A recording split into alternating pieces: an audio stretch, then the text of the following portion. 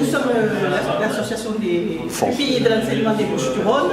Nous venons de Marseille essentiellement, où actuellement nos actions sont centrées sur les différents types de publics, toute action dans le domaine de l'éducation et des loisirs, dans le domaine médico-social, mais surtout depuis 5 ans maintenant, dans l'accueil des jeunes allophones et dans les dispositifs qu'on met à leur disposition.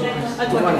Eh bien, alors, on a été, concernant les jeunes allophones, on a été interpellés il y a maintenant 4 ans, c'est la 5e année, par l'inspection académique et par la préfecture pour prendre en charge des jeunes de 16 à 20 ans, primo-arrivants. L'éducation nationale dit primo-arrivants, c'est sur 1 an sur le territoire, sinon après ils ne sont plus primo-arrivants.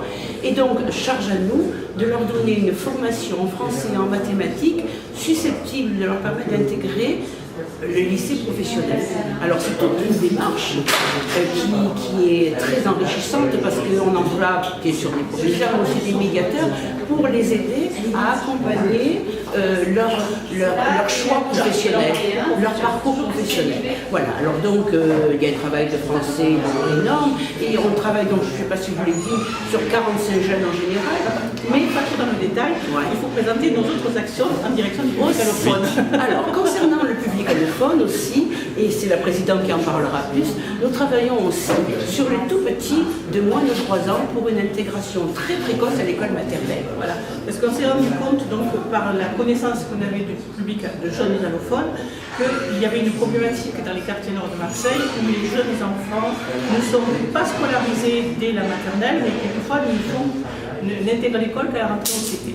Et notre projet, je dirais, de petite enfance en direction des publics allophones a rencontré un territoire qui était en question justement là-dessus. Et ça nous a permis d'entrer en complémentarité avec le dispositif Prends l'école aux parents.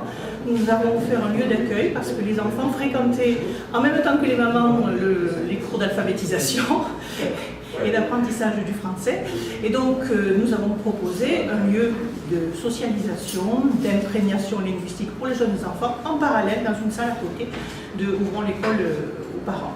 Et ça nous a permis de développer essentiellement des actions en direction de la petite enfance et de la parentalité. Et de développer depuis l'année dernière l'espace parents. Alors on a été même financé par le rectorat pour développer dans plusieurs écoles de Marseille, des rencontres, on appelle ça aussi des cafés parents, des rencontres entre les parents et les associations et l'école, afin de mieux comprendre le système scolaire, afin de mieux débattre sur les notions de parentalité et aussi sur les valeurs de la France, et notamment sur la laïcité.